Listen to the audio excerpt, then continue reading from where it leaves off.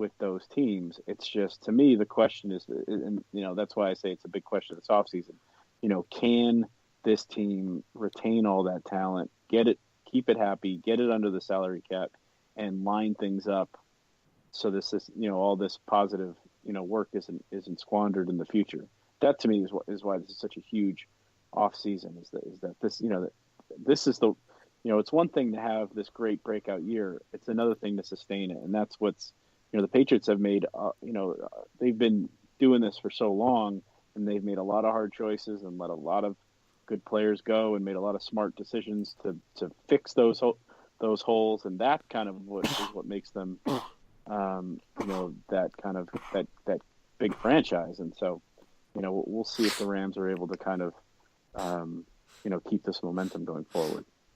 Yeah, and speaking of the Patriots making great decisions, they made one very questionable decision last night that I think Jake wanted to talk about next.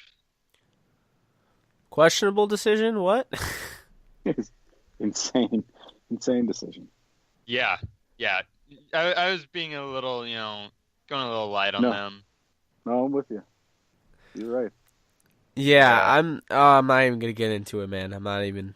But yeah, we're actually running out of time, so I just got a question from a fan on Discord named Mo, and he wants to know what is the biggest Rams free agency target. It's all their own guys.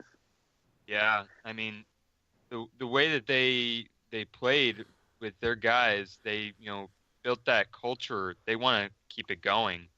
I think it's their own guys, and we've already spoken at length about who we think those guys should be that they target, but it's in-house. Jake, you got a guy? You got a guy outside the house that you think they should target? In free agency? Well, I have, obviously, I really like Malcolm Butler if the Rams let Tremaine Johnson go.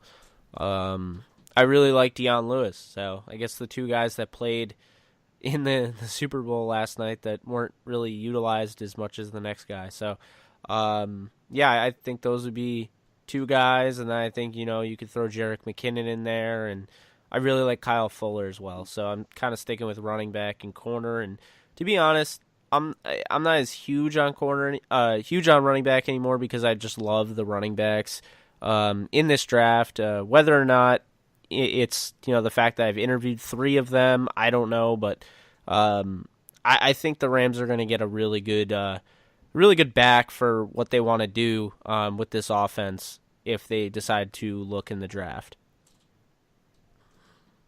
Good stuff, man. That's why I asked. Yeah, man. For you guys listening, this has been the Downtown Rams Podcast live, episode number 58. I cannot believe how many episodes this has been. It's pretty remarkable. But we will be more in tune with the draft next week.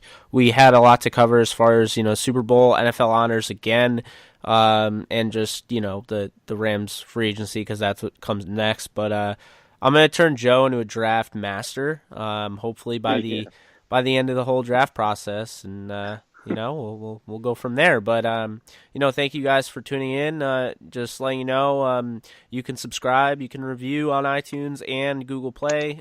We would appreciate that.